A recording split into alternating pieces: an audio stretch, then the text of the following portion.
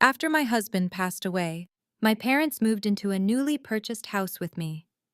10 days after moving in, the previous owner called me and said, "I left the security system running by mistake. Last night I heard your parents discussing about the house, about the money, about you.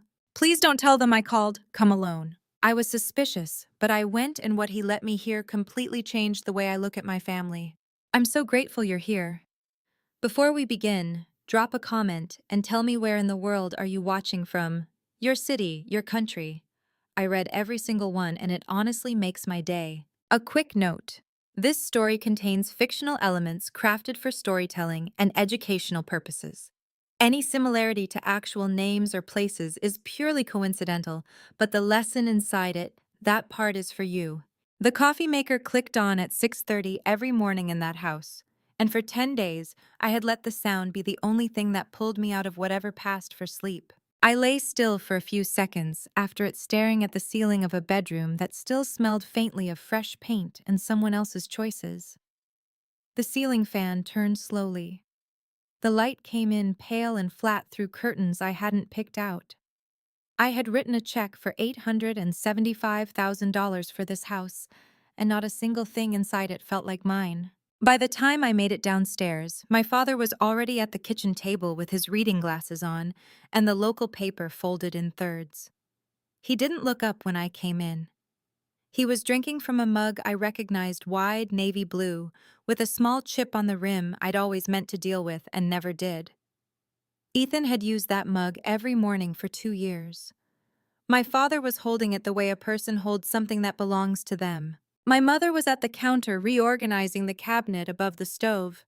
She'd done this twice already since moving in. The first time the spices moved to the left, the second time the coffee pods changed shelves. This morning I noticed that Ethan's mug had been there yesterday on the middle shelf where I could see it, and now it was gone. I found it pushed into the back corner, half hidden behind a row of my mother's matching ceramic canisters. I reached past her and pulled it out without saying anything. "Morning, sweetheart." She smiled at me, warm as always. Then she glanced at the mug. "You know, we could tuck that one away if you want. Clear a little space up here. It might make things feel less cluttered." I set it on the counter in front of me and poured my coffee into it. She watched me for a moment, then turned back to her work without another word. My father looked up over his glasses. "Didn't sleep again?" "I slept fine." He nodded slowly, the kind of nod that doesn't mean agreement. He refolded the paper. Then, "Have you had a chance to look at those estate documents again? The ones from last week?" I wrapped both hands around the mug. The chip on the rim pressed against my palm, familiar as a handshake. "Not yet," I said. "No rush," my mother said quickly from the counter. "There's no rush at all." "The bank won't wait forever," my father said. "Martin." Her voice was quiet, but it had edges. She turned and gave him the look I'd known since I was a child, the one that meant not now, not like this. Then she turned back to me with a softer expression, as if the other one had never happened. "Sit down, Claire. You should eat something real. Toast isn't enough for a whole morning." "I'm fine, Mom. You've been saying that for 4 months." I sat down across from my father. He'd gone back to his paper. Through the kitchen window, the oak tree in the backyard was starting to turn the leaves, going gold at the edges the way they do in late October when the temperature finally decides to commit. Ethan had noticed that tree on our second walkthrough of the house. He'd stood at this same window and said it was the first thing that made him think we should put in an offer. I thought about that a lot. The things he'd said about the future, as if he fully expected to be standing in it. My mother set a plate in front of me without asking what I wanted: 2 eggs toast. Half a grapefruit, arranged the way she'd always arranged things. She just decided. She always had. "Thank you," I said. She patted my shoulder once. "Of course, honey." I ate slowly and watched them move around each other in my kitchen, the way people move in a space they've already claimed. My mother knew which drawer had the serving spoons. My father knew which burner ran hot. They had mapped every corner of this house in 10 days, and I still felt like a guest who had forgotten to take off her coat. Halfway through breakfast, my father's phone buzzed on the table. He glanced at the screen and pressed the side button to silence it without a word. My mother didn't look up from the sink, but something in the line of her shoulders changed, just barely, the way people shift when they're pretending not to notice something they've already noticed. He set the phone face down. Neither of them said anything. I moved a piece of egg around my plate and didn't say anything either. After breakfast, I excused myself to get ready. I stood in front of the bathroom mirror longer than I needed to, looking at the face that had been looking back at me for 4 months. I looked tired in the kind of way that sleep doesn't fix. I looked like someone who had become very good at performing the version of herself everyone needed to see. This house had been my decision. Ethan's life insurance, his investment accounts. I had turned it all into four walls and a fresh start the way people do when they're not sure what else to do with grief and a significant amount of money.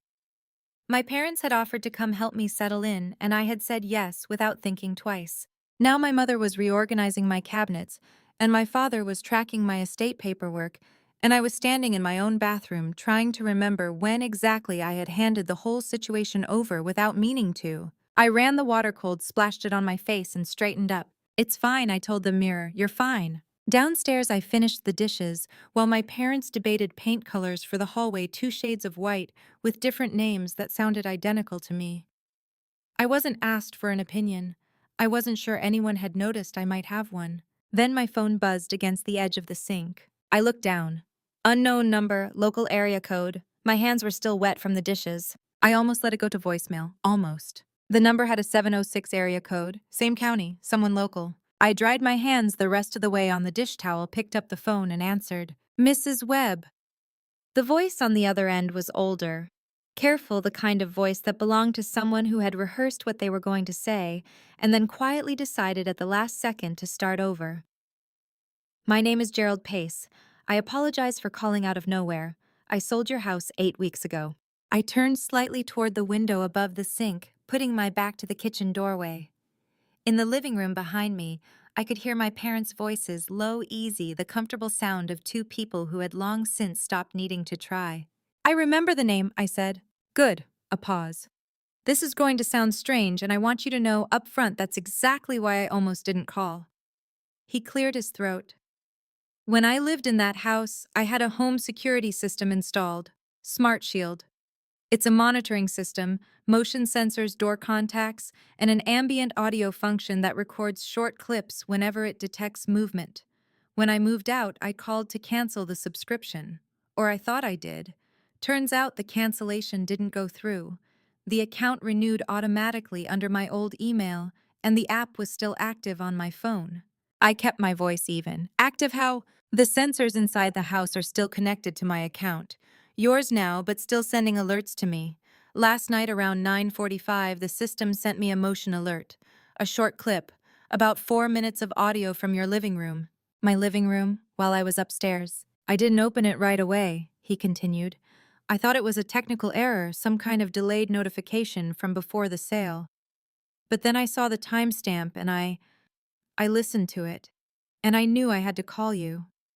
He stopped, and when he started again, his voice was lower. "Mrs. Webb, I think you need to come hear this yourself. I don't feel right describing it over the phone. And please, please don't say anything about this call to anyone inside the house before you do." Something in that last sentence changed the temperature of the room. I moved toward the back door, pushed it open quietly, and stepped outside into the cool morning air. The yard was gray and still smelling of wet leaves and the smoke from a neighbor's chimney 2 streets over. I let the screen door ease shut behind me and stood there until I was certain my parents couldn't hear. "Before I go anywhere," I said, keeping my voice steady, "I need to understand something. You could have deleted that recording. You had no reason to call." "No," he said, "I didn't." "But you called anyway." "I called because of who owns that house now." A pause. "Because of whose house it was before." His voice was careful with the next sentence. "I knew Ethan. Not well. We met through a neighborhood association about 4 years back when he was looking at properties in this area. We kept in touch. He mentioned you often." I was quiet. "When I heard the name on the purchase agreement, I recognized it," Gerald said. "And after I listened to that clip last night, I knew I couldn't just delete it and move on. That didn't feel like the right thing to do." "How did you know Ethan?" I asked. Not because I hadn't understood the answer, because I needed to hear him say it. A pause, small and deliberate, the kind that carries weight. "He was a good man," Gerald said. "That's why I'm calling." I stood in the backyard for another moment after that, looking at the oak tree Ethan had pointed to through the kitchen window during our second walkthrough. I didn't cry. I wasn't close to it. Whatever was moving through me wasn't grief. It was something colder and more focused, like pressure building behind a locked door. "Give me your address," I said. He gave it to me carefully, the way older people read out numbers one at a time, no rushing. "A street near the old hardware district about 20 minutes west." I repeated it back. "I'll be there this afternoon," I said. "Thank you, Mrs. Webb. I'm sorry to be the one." I ended the call and went back inside long enough to pick up my jacket and bag from the hook by the stairs. "I'm going to take care of some work things this afternoon," I told my parents from the doorway. "A couple of hours, maybe." My mother looked up from the couch. "Do you want company?" "No, I just need to move around a little." She accepted that.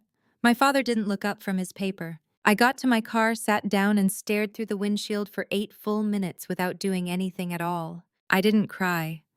I kept waiting to the way you brace for a wave that keeps not arriving. Instead, there was a cold, specific kind of alertness I hadn't felt since the morning the hospital called about Ethan.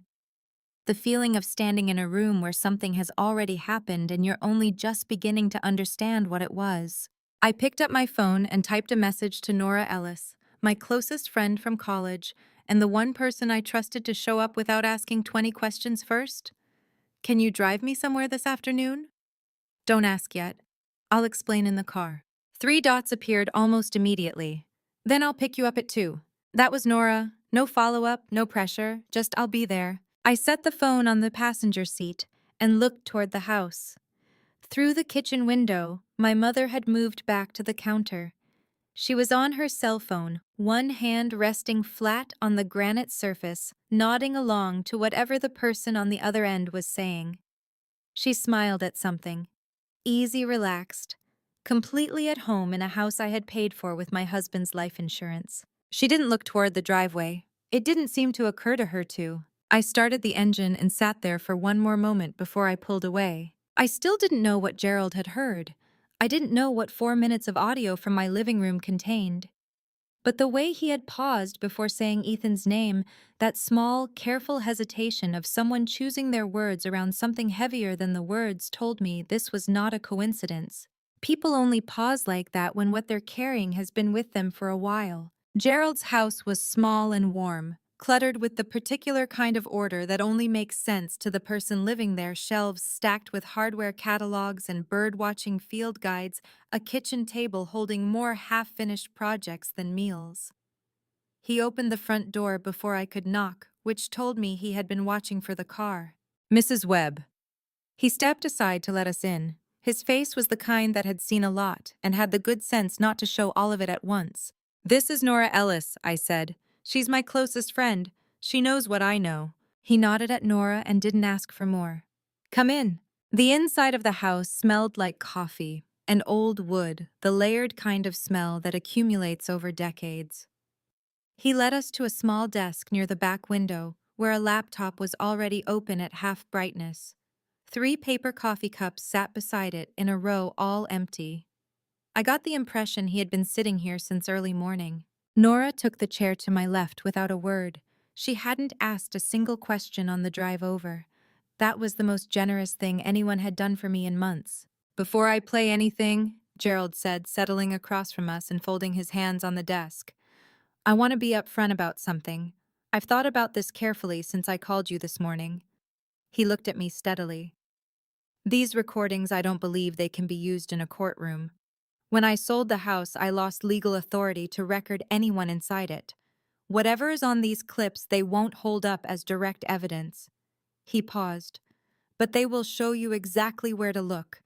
That's what I can offer you."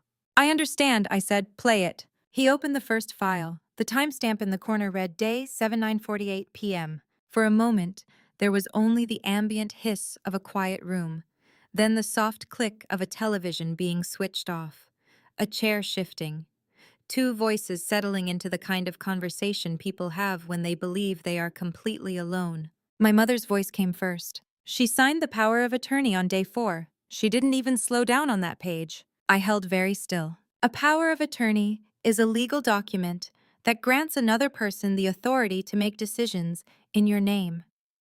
Financial decisions, property decisions, legal decisions, without requiring your presence or your awareness at the time. If Martin held one signed by me, he could act as me. He could transfer ownership of the house. He could authorize access to accounts. He could do it all on paper in proper legal order, and I would have no standing to dispute it until it was already done. I had signed it on day 4. I had barely read past the first page. My father's voice, and the Creston offer is still holding 1.35. My mother's, perfectly even. Tom is finalizing the paperwork on the accounts. $1,350,000. For a house I had paid $875,000 for in cash. Someone was going to make a very clean profit. It was not going to be me. 36 days, Sandra, my father said. We need to move. I know, my mother said. We will. Gerald stopped the clip. The room held its silence. Nora's hand had tightened around the arm of her chair. I could see it from the corner of my eye. I didn't look at her directly. Second one, I said. He opened it. The timestamp read day, 8:11:12 p.m. Same room. My father's voice carried more tension this time. Something pulled tighter than the night before. Tom said the bank needs the notarized copy before anything advances. Sandra, we're running out of room to do this quietly. We are not running out of room, my mother said. She trusts us. That is the only thing that matters right now. Don't let the timeline make you careless. I'm not being careless, I'm being accurate. Then be accurate and patient. Patience is what brought us this far. Gerald stopped that one without being asked. Nora exhaled slowly beside me. It was the most sound either of us had made. There's a third one, Gerald said. He wasn't looking at the screen. He was looking at me. I want to tell you what's in it before I play it. It's shorter than the others. He stopped. And it's harder. Play it, I said. The timestamp read, Day 9, 8:37 p.m. The audio was lower this time, as if they were sitting farther from the sensor or speaking more carefully than the nights before. My father's voice quiet, even the tone of someone stating something that has already been settled. Ethan was the obstacle. That problem resolved itself. My mother said nothing. There was the faint sound of a ceramic cup being set down on a hard surface. Then silence. Gerald closed the laptop. The screen went dark and the room seemed to contract slightly around that darkness. For a long moment, none of us spoke. I became aware of small things, the hum of a refrigerator in the next room, a car moving past on the street outside Nora's, breathing going shallow and careful, the way it does when someone is working very hard not to cry. I was not working not to cry. I was something else, something that had not named itself yet, but was settling into my chest with the weight and temperature of something permanent. Gerald said quietly, I'm sorry. I almost deleted everything. I kept going back and forth about whether to call. But Ethan asked me to keep an eye out. He mentioned it the last time we spoke just in passing, the way you say things when you don't think you'll actually need them. He said if anything ever seemed off, he'd want someone to reach out to you. He shook his head slightly. I didn't know what to do with that for a long time. Then last night I listened to that recording. Ethan asked you, I said. It was not a question. Yes. I sat with that for a moment. The shape of it. A man who had loved me carefully enough to plan for the possibility that things would go wrong, while still believing he would be there to handle it himself. Can you send me everything you have? I said. Every file, every clip, even the ones you didn't play. He nodded immediately and pushed a small USB drive across the desk. Already copied, and I can email you the cloud backup, every alert going back 3 weeks. Yes, I said, all of it. I picked up the drive and held it in my palm. It was lighter than it had any right to be. Nora looked at me. The corners of her eyes were red. Mine were dry, and I could tell from the way she studied my face that this unsettled her more than the recordings had. Nora drove the way she always did when something was wrong, both hands tight on the wheel, radio off, waiting for me to speak first. I watched the highway markers pass. The afternoon had gone golden and flat, that particular shade of October light that makes everything look slightly overexposed, slightly more significant than it actually is. Nora's knuckles were pale where they gripped the wheel. She hadn't said a word since we walked out of Gerald's house. Neither had I.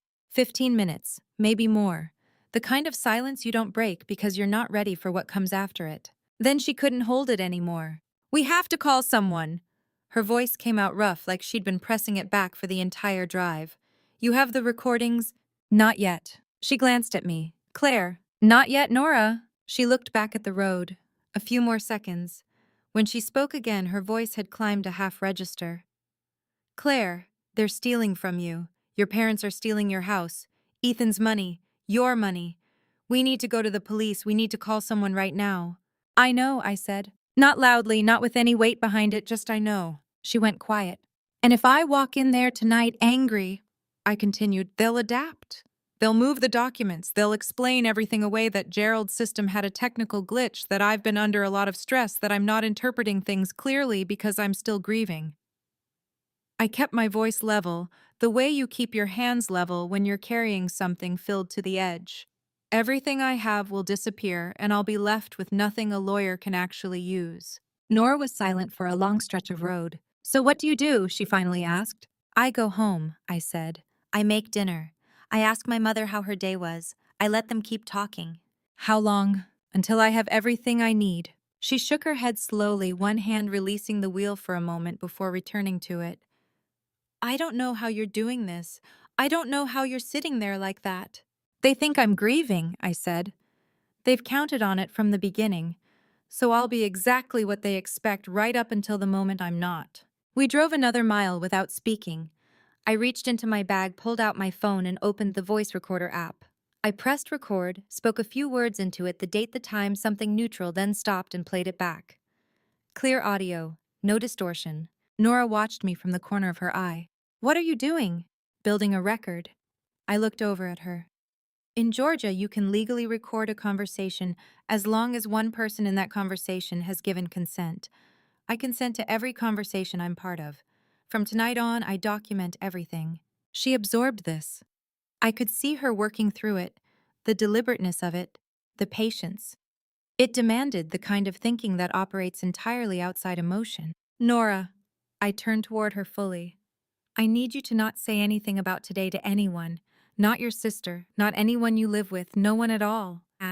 Obviously," she said a little sharply, and I understood that the sharpness came from fear, looking for somewhere to go. "And I'm going to need you again before this is over," I said. "For something specific. I don't know the exact shape of it yet, but I will." Her hands tightened on the wheel, then released. I could see her steadying herself. "Yes," she said quietly this time. "Whatever you need, I'm here." We pulled into the driveway as the last light was thinning out behind the tree line. Through the kitchen window, the overhead light was on. My mother moved past it, then back again. Comfortable, unhurried, at home. I sat in the passenger seat for a moment longer than I needed to, long enough to feel everything from the afternoon settle into a new arrangement inside me. Then I opened the door and stepped out. The kitchen smelled like garlic and something warm when I came through the back door. My mother was at the stove, a wooden spoon in one hand, wearing my apron, the one that had lived on the hook by the back door since the day we moved in. My father sat at the kitchen table with a glass of water and his phone scrolling through something with the easy posture of a man who expects the evening to go his way. My mother turned when she heard me. "There you are. How is everything?" I crossed the kitchen and kissed her on the cheek. "Smells incredible, Mom," I said. "What are we having?" "Your father found a recipe." She turned back to the stove with a small smile. "His mother used to make chicken piccata on Sundays. I thought it might be nice." "That sounds perfect." My father looked up. "Good day?" "Long," I said, "but fine." He nodded satisfied and returned to his phone. I hung my bag on the hook behind the door, pressed my back against the wall for exactly one breath, and then walked to the living room to sit down.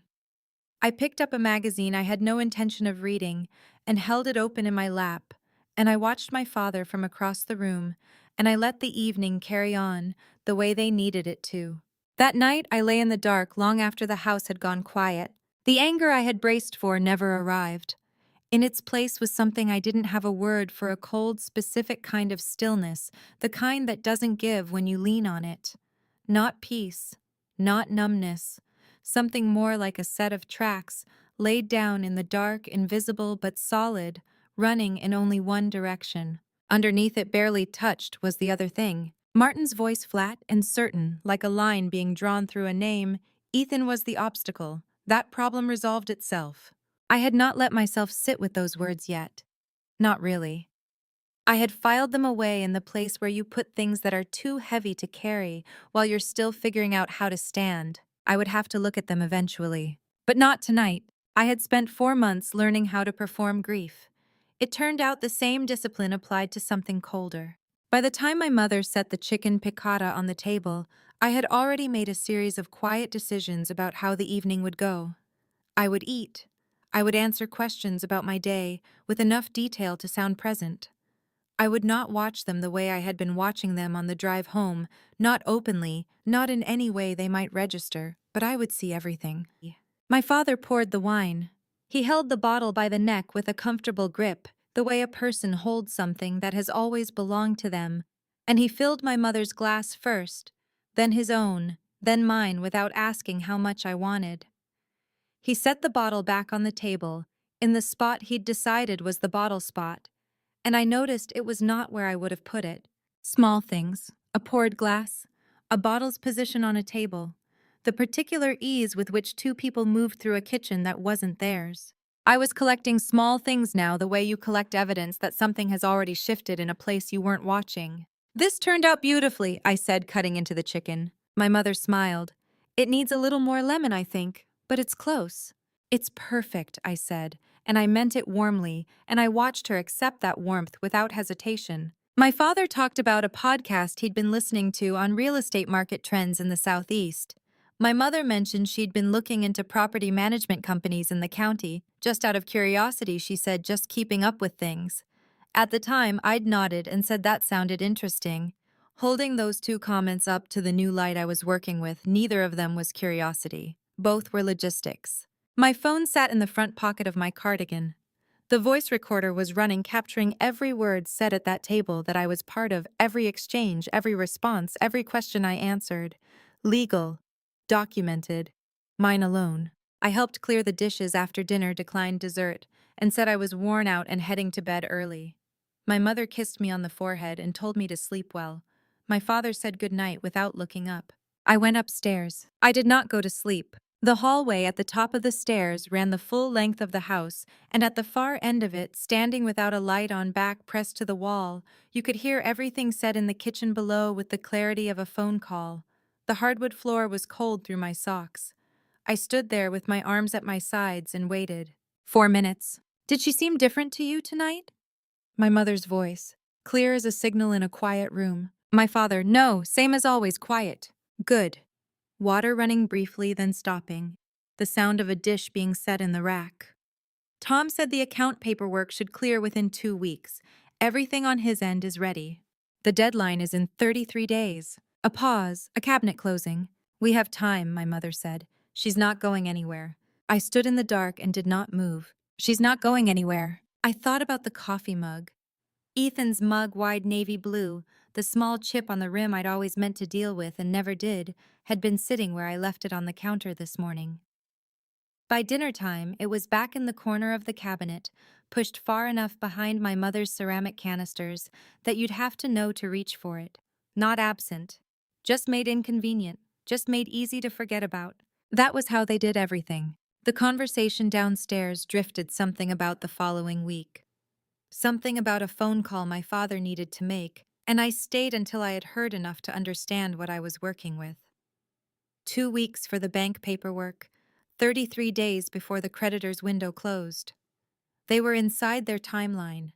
They were patient, and they were pacing themselves, and they believed completely that I was upstairs doing exactly what a grieving widow does in the dark. I went back to my room and sat on the edge of the bed. What I had heard in the hallway wasn't a recording.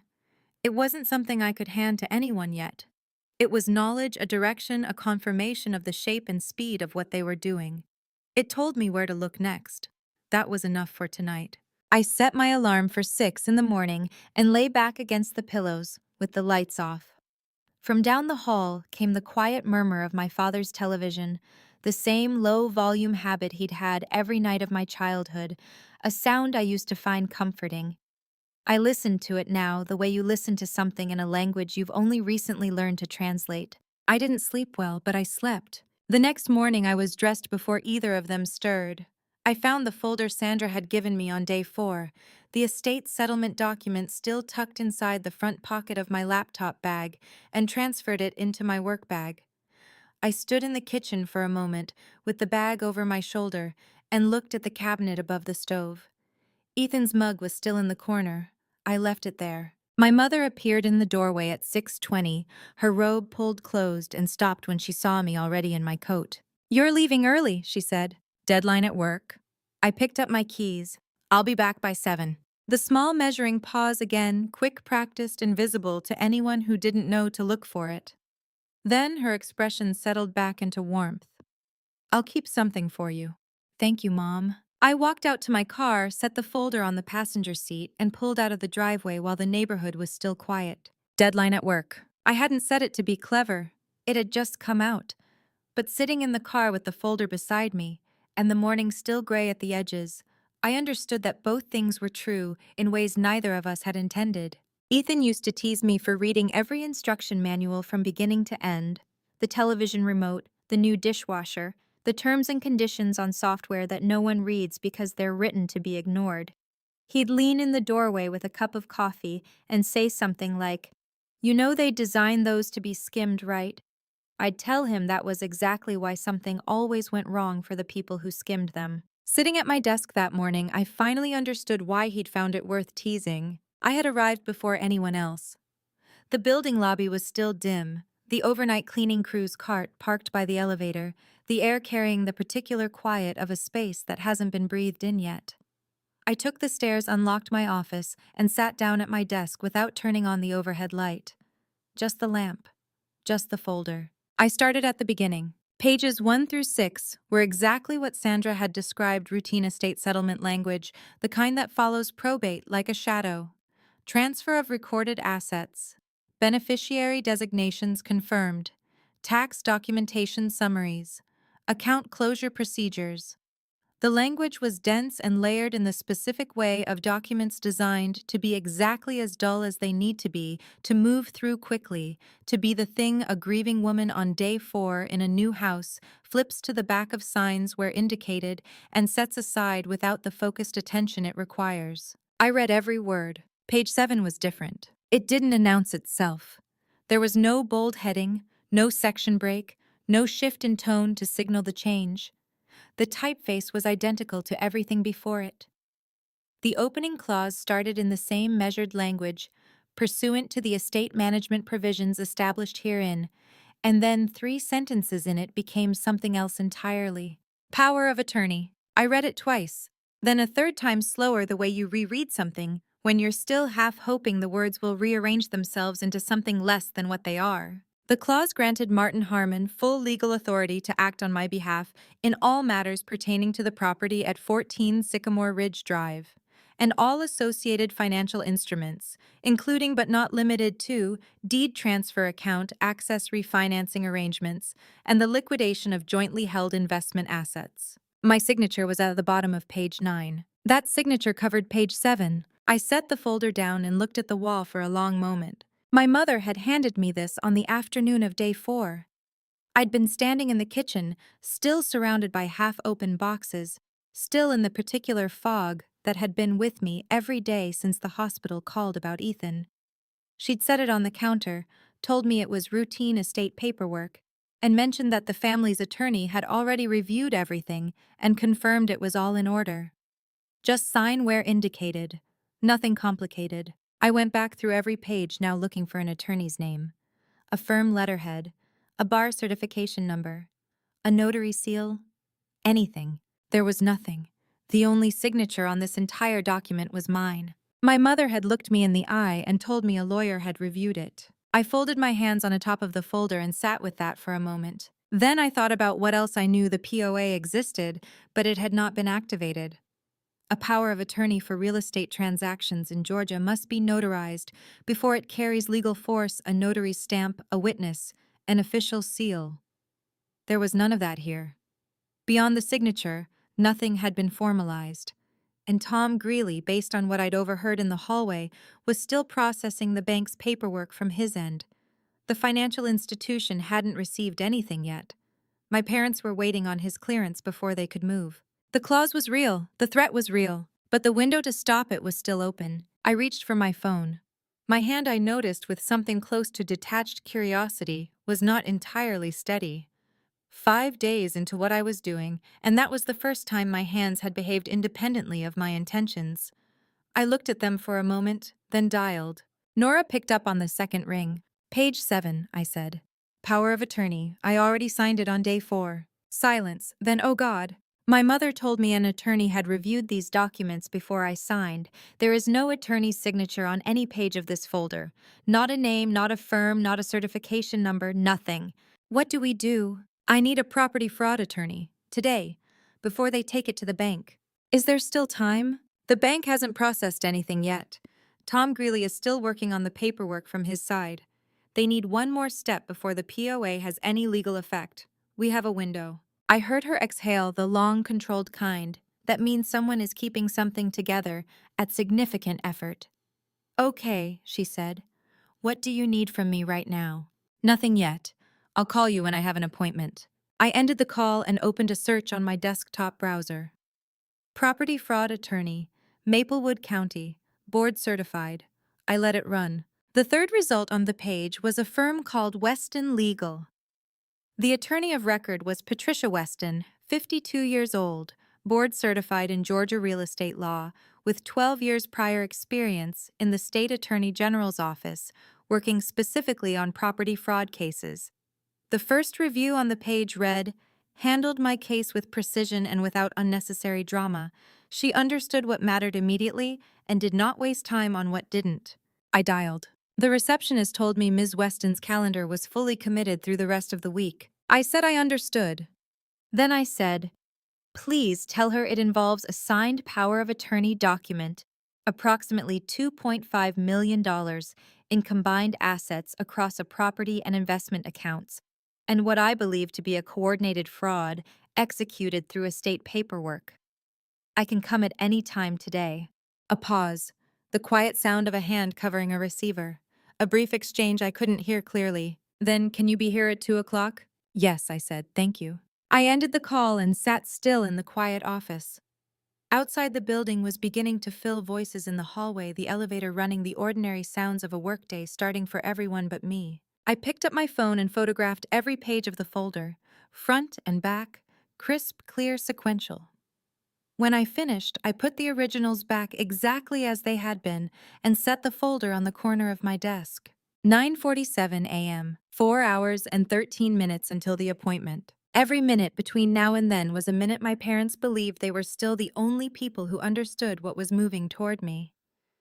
I looked at the folder on the corner of the desk, at the photographs on my phone, at the blank notepad I'd already started filling with dates and numbers and names. Every minute was mine. I intended to use all of them. Patricia Weston's office occupied a corner of the third floor with 2 windows looking down onto the street and walls that held exactly nothing decorative.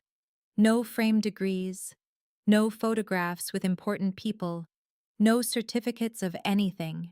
Just white walls, a shelf of case binders organized by year, and the kind of deliberate plainness that told you this was a room where things got done, not displayed. She stood when I came in and shook my hand, brief, direct, no adjustment for the fact that I was a widow in someone else's crisis.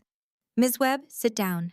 She was 52, with a composed face that gave nothing away while somehow making you feel that everything was being registered. Her legal pad was already centered on the desk. Her pen was already in her hand. She had been ready before I arrived, and she intended for me to know it. I sat down and started from the beginning. I told her about Ethan, not in detail, just the outline: 36 cardiac arrest 4 months ago, quick enough that the word sudden still felt insufficient. I told her about the inheritance, the life insurance payout, the investment accounts, the sum total of what I had been left to manage alone. I told her about the house, why I'd bought it in Maplewood Crossing, and who had first found the listing and suggested I look at it. She made a note at the word suggested. She didn't ask me to elaborate. I told her about day 4 in the folder, about Sandra's assurance that a family attorney had reviewed everything, about my signature at the bottom of page 9 and the thing buried in page 7 that I hadn't read until this morning. I passed her the USB drive and the photographs of the documents. Before you review the recordings, I said, I want to be clear that I understand what they are. The previous owner, Gerald Pace, no longer held legal authority to record people inside that house. I know they can't be used directly. She looked at me steadily. Then you've already done some of the work I was going to have to do. She plugged in the drive. She watched the clips without expression, pen flat on the pad, not writing. When the last one ended, she closed the screen and set the drive carefully to one side. You're correct, she said. These recordings cannot function as direct court evidence. The moment Mr. Pace transferred ownership, his right to surveil the property ended. A judge would hear this and hear the method before the content. She turned her pen over once in her hand. But they show us the conversation. They confirm the parties, the language they use, the timeline they described. That tells us exactly what documents to look for and where to look for them. They are a map, not a deed. Then we follow the map, I said. That's exactly what we do. She pulled the photographs toward her and went through them one by one slowly. When she reached page 7, she stopped. When she reached the signature page, she picked it up and held it under the desk lamp for a moment. There is no attorney's signature on any page of this document, I said. I can see that. She set it down. A power of attorney obtained through false representation, specifically a claim that independent legal counsel had reviewed the document when no such review took place, constitutes fraud in the inducement under Georgia law. The misrepresentation goes directly to the act of signing. Combined with the absence of notarization, this POA carries no legal force. It is a signature on a page, nothing more. She looked up. And your parents have not yet submitted it to the financial institution. No, someone named Tom Greeley is still preparing the bank paperwork. Good. She wrote the name down and underlined it. Then we stop it here today before it moves any further. She reached for her desk phone and made 2 calls in quick succession, both brief and technical. The first was to her paralegal, a property address, a legal description, and the instruction to file a lease pendens as a priority matter. The second was to a contact she dialed from memory, whose name I didn't catch. She hung up and turned back to me. A lis pendens, she said, reading my expression correctly, is a formal notice recorded in the county's public property records. It signals to every title company, every lender, every potential buyer that this property is currently the subject of a legal proceeding. Once it's on file, no transfer of ownership can be completed without full disclosure to all parties and without court approval. Your parents cannot sell, refinance, transfer, or otherwise dispose of this property without the court's direct involvement. She paused. The filing will be on record before the end of business today. The investment accounts, I said. Is there anything? Those are in your name only. Yes, inherited from my husband's estate. Then we move them now. Different institution, new account number today. She turned her monitor toward me and slid the keyboard across. You authorize it, it's your money, your signature. I'll guide you through. It took just over 20 minutes. The investment accounts, $940,000 in combined holdings that Tom Greeley had been quietly monitoring for 2 weeks, moved to a new institution with a new account number that no one connected to this situation had ever seen. Patricia sat across from me and answered each question as it arose calmly without any of the urgency I was managing not to show. When the transfers confirmed, I sat back. She handed me a glass of water. I hadn't noticed her pour. I drank it. One more question before I begin my background review, she said. Your parents, did they have any prior involvement in real estate transactions involving other family members? Anything you're aware of? I thought about it. My father was a contractor before he retired. I don't know much about his business history, nothing involving family that I know of. That's fine. She wrote something at the bottom of her legal pad below the line she'd drawn beneath Tom Greeley's name and didn't explain what had prompted the question. Something about the specificity of other family members made me note it without pressing further. Give me 48 hours, she said, standing.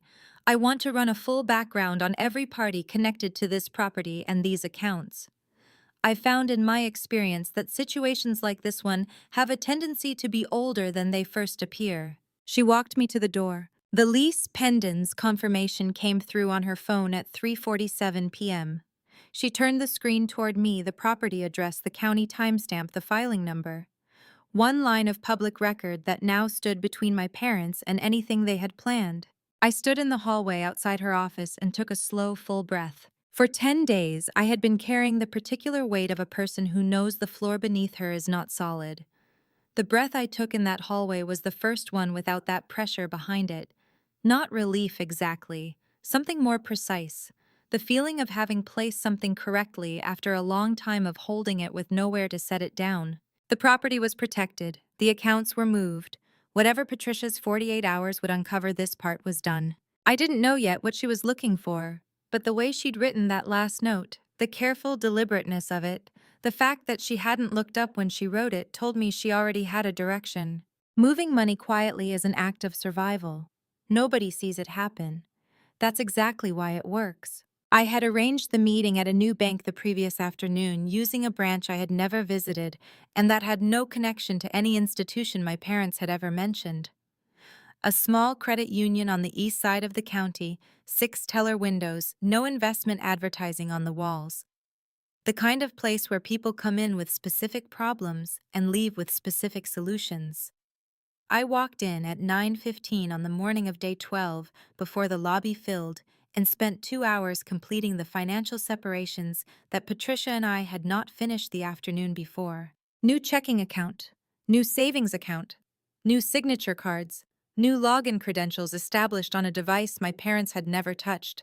The branch manager, a steady woman named Linda Marsh, walked me through each step without asking why I was setting up entirely new accounts at a new institution without any prior relationship. People who work in small credit unions learn not to ask questions that don't belong to them. I appreciated the restraint. When the accounts were established, I asked Linda if she could help me contact my previous institution to request a full access log for the estate investment accounts, specifically any third-party authorizations tied to those accounts over the past 30 days. You have the right to that information, she said. You can request it directly with your account number. It typically comes through same day. I called from a chair in the lobby corner while Linda processed the remaining paperwork. The records arrived in my email while I was still sitting there. I opened them on my phone and scrolled through the log. Most of it was routine my own access, the transfers Patricia and I had initiated the previous afternoon. But 3 entries spread across the past 14 days stood apart from the rest. Each listed the same access type, account inquiry limited view external authorization.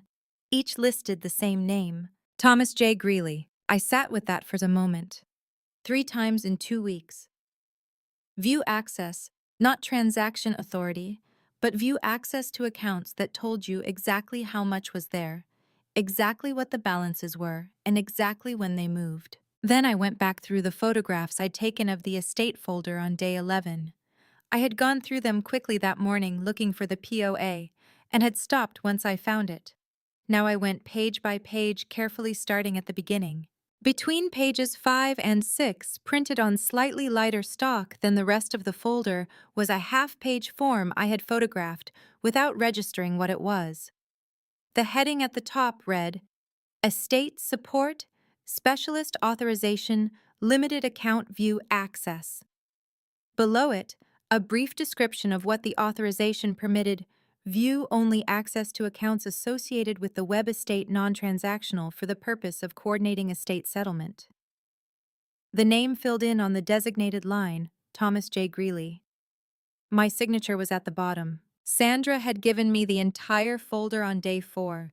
She had stood in the kitchen beside me while I signed each page she indicated. She had told me every form was routine. I photographed the authorization separately. Then I photographed the access log. I sent both to Patricia with a message. Tom Greeley had authorized view access to the accounts. I signed the form, day 4, same day as the POA. It was in the original folder with everything else. Her response came within 5 minutes. Got the log and the form. Sandra had you sign Tom's access on the same day as the POA. This was coordinated. Call me tomorrow morning. I put my phone in my bag, thanked Linda Marsh, and drove home. Dinner that evening was chicken soup and biscuits from a recipe my mother had been making since I was a child. The table was set the way it always had been in the house I grew up in, spoons, on the right glasses, filled before anyone sat down, a small folded napkin at each place.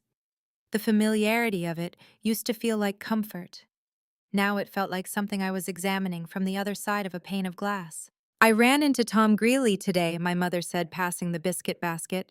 He asked how you were settling in, said to give you his best. I took a biscuit. That was kind. How do you know him? He helped with some of your father's accounts years ago, she said, easy and light. Small community, you know how it goes. Small community, my father confirmed without looking up from his bowl. Good man, very thorough. Good to know, I said and turned back to my soup. My mother's hands moved around the table with the ease of long habit, collecting, adjusting, attending to small things before anyone asked her to. I watched them clear a bowl and set it quietly to the side, and I thought about how long those hands had been moving this carefully, this patiently toward something I was never supposed to find. Every form I had signed on day 4 had been placed in that folder in a specific order on a specific afternoon because two people had known exactly what they were doing and had made a precise calculation about what I was too deep in grief to notice. After dinner, I helped clear the table, said I was tired, and went upstairs. I was lying in the dark at 11:15 when I heard my father's voice from behind the closed door down the hall. Not Sandra's murmur, not the low back and forth of two people talking. Just my father's voice alone, pressed down to the kind of register that means a door is between you and whatever you need to keep controlled. 31 days, he said. We need to move faster. A pause. Then the faint sound of another voice coming through, not Sandra. Someone on the other end of the line whose tone carried a different quality entirely, the flat, impatient quality of someone who is not waiting on a favor but expecting to be paid. My father said a few more things I couldn't make out. Then the call ended. The house went quiet again. I lay there in the dark and thought about 31 days and about a voice I did not recognize and about all the things still underneath that I had not yet turned over. Before I tell you what I found on that laptop, and trust me, it changes everything, drop a 9 in the comments so I know you're still here with me. A quick note. The story ahead contains some fictional elements woven in for storytelling purposes. Names, places, and certain details may not reflect any specific situation, but what it reveals about people, trust, and betrayal. Draw your own conclusions. My father had always kept his problems in neat compartments. It was a quality I had grown up respecting, the way you respect a locked room, not because you believe you have the right to enter, but because you've been taught that some doors aren't yours to open. That night, the laptop was still glowing on his desk, and he had forgotten to log out. I had been lying in the dark for over an hour, not sleeping, turning the sound of his voice on the phone over and over like a stone in my palm. 31 days. The flat urgency of it. The voice on the other end that wasn't Sandra's. At some point, the house had gone fully quiet, and then I got up and went downstairs for water, because I needed to move through a room, any room, just to give my mind somewhere to walk. The study was at the end of the first-floor hallway, a small room Martin had claimed in the first week as a place to keep his papers and take his calls. The door was half open. Through it, the screen of the family laptop cast a pale rectangle of light across the desk. I stood in the doorway for a moment. Then I went in and looked at the screen. He was still logged into Gmail. His inbox was open, the preview panel showing the most recent messages. The one at the top had arrived tonight from a sender named Holloway Private Credit Solutions, with a subject line that read, Re-Asset Transfer Confirmation Timeline Update. I pulled the chair out and sat down. I opened the email. Martin had sent it at 10:47 p.m., less than 40 minutes after the phone call I'd heard through the wall. The message was 4 sentences. I spoke with your representative 1 hour ago. The asset transfer I referenced will be completed within 31 days. All paperwork is currently in progress and moving according to schedule. I am asking for your patience for the remainder of this period. I read it twice, then I scrolled up. The thread stretched back 14 days. At the top of the chain was a letter from Holloway Private Credit Solutions, formatted as a formal notice and dated 2 days before we had moved into this house. The language was the kind that has been refined over decades to remove every ambiguity. Mr. Harmon, the outstanding balance of $340,000 together with all accrued late fees and penalties is due no later than 45 days from the date of this notice. Please be advised that no further extensions will be granted. Failure to remit payment within the specified period will result in escalation to our legal recovery team. $340,000. 45 days from the letter date. Tonight was day 14 since the letter. 45 minus 14 left 31. The number Martin had given them on the phone. The number he had been circling for days. Below the Holloway notice was the thread of Martin's attempts. 5 emails over 2 weeks, each more compressed than the last, each referencing a solution that was in progress, advancing on schedule, nearly complete. Holloway had responded to 2 of them with variations of the same message. No extensions, no exceptions. Legal escalation will proceed if payment is not received. Asset transfer. Martin had written in every email, "Not my house, not the property asset transfer," the language of someone who has already decided what something is before anyone has agreed to let it go. I sat back in the chair and let that sit for a moment. Then I scrolled down to the next unread thread in the inbox. It was from Sandra's personal email address, not the family account, but a separate one I had never seen before ending in a domain I didn't recognize. She had sent a message today to an address, crestonach@crestonsub.com. I could only see the subject line in the preview panel before the screen dimmed. Re-transfer timeline confirmed 31 days from today. I did not click it open. I did not want to change anything on the screen. I committed the subject line to memory, then I reached forward and carefully dimmed the screen back to exactly the brightness I had found it, at the way you set something down precisely where it was before you picked it up. Then I took out my phone. I photographed the Holloway thread from top to bottom, every email, every timestamp, every amount. I photographed Martin's sent messages. I photographed the inbox preview showing Sandra's email to Creston's subject line visible. When I finished, I had 11 images clean and sequential. I sent them all to Patricia with a single message. Martin owes $340,000 to a private credit firm called Holloway. Their 45-day notice was sent 2 days before we moved in. He confirmed the timeline tonight, 31 days. Sandra is also in direct contact with Creston Capital about the same deadline. Patricia's reply arrived in less than 10 minutes, which told me she was still working. This explains the urgency. They're not just opportunistic, they're desperate. Desperate people under deadline pressure make mistakes. Come in tomorrow morning. There's more I need to show you. I set the phone down on the desk and did the math one more time to be sure. The Holloway deadline fell 45 days from the letter date. The letter had arrived on day -2, 2 days before we moved in, which meant the deadline landed on day 43 from move-in. Today was day 12. 31 days separated my parents from the moment this whole arrangement collapsed into something they could no longer control or explain away. 31 days to use a power of attorney that no longer had legal force.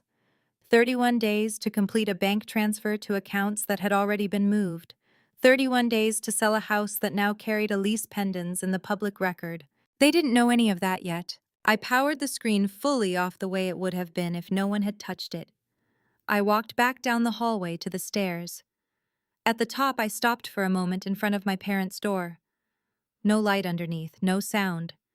The specific quiet of 2 people sleeping without concern, without the kind of thought that keeps a person awake because they believed completely that everything was proceeding exactly as planned. They were wrong. I went back to my room and lay down in the dark, and for the first time since day 10, I did not think about what was underneath the surface. I already knew what was there. I hadn't planned to ask Nora about Sandra's calls. We had already arranged the meeting for that morning, a corner table at a narrow coffee shop 3 kilometers from the house, a place we'd been going since graduate school with mismatched chairs and a grinder that could be heard from the sidewalk. I had been going to update her what the laptop had shown me, what Patricia had asked me to come in for, where things now stood after 3 days of moving pieces that my parents couldn't see moving. But when Nora set her cup down on the scratched wood table and said almost in passing, "Your mother checks in with me a lot, by the way," something shifted in the arrangement of everything I'd been holding. "What do you mean?" I said. "She calls. Every other day, sometimes more. Asks how you're doing, whether you're sleeping, whether you seem stressed about anything specific." She said it lightly, the way you describe something that seemed ordinary until you hear yourself describing it. I thought she was just being a concerned parent, the way mothers get when something happens to their child. I looked at her across the table. How long? I asked. Since before you moved in. She called me for the first time about a week before moving day. Said she wanted to understand what you were going through so she could support you properly. Nora turned her cup in her hands. She asked me what things were hardest for you. What made you cry? What time of day was the worst? The coffee grinder in the back of the shop ran for a few seconds. Neither of us spoke until it stopped. I told her, Nora said more quietly. I told her everything. I thought I was helping. I know you did. She looked up. The day you signed those papers the night before she called me, I told her you'd been crying all morning, that it had been one of the harder days, that you'd seemed a little steadier by the afternoon, but only just. She stopped. She thanked me, said she appreciated knowing so she could choose the right moment to go over some paperwork with you. The right moment. I didn't say anything. I let the silence settle the way it needed to, because some things have to land on their own without anyone interrupting them. She used that, Nora said. It wasn't a question. Yes. She set her cup down with a steadiness that told me her hands were not entirely steady. She looked at the table.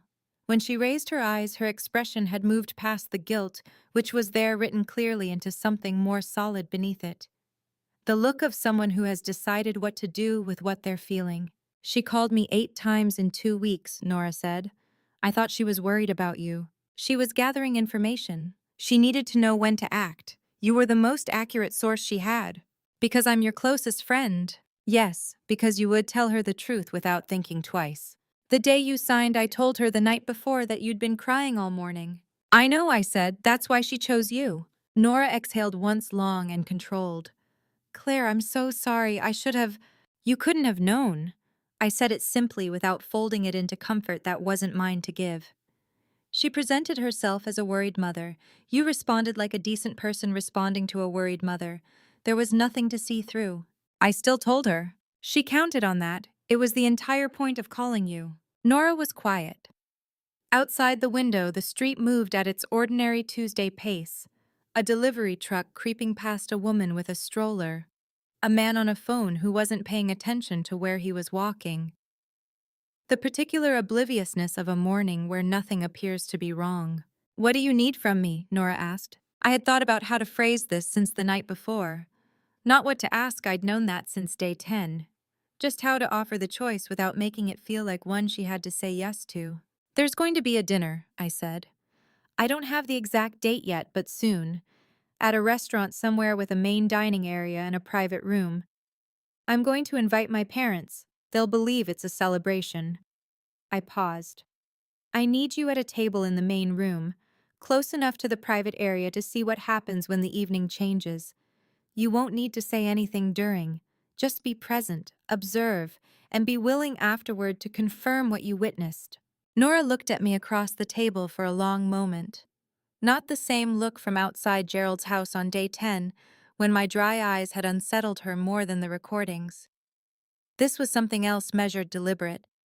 The look of someone reaching a conclusion through their own reasoning. As a witness, she said. Yes. Yes, she said. No follow-up questions, no qualifications. She had done the calculation and delivered the answer with both hands steady. I reached across the table and held her hand for a moment. She didn't say anything. Neither did I. There wasn't much left to say that the last 10 minutes hadn't already covered.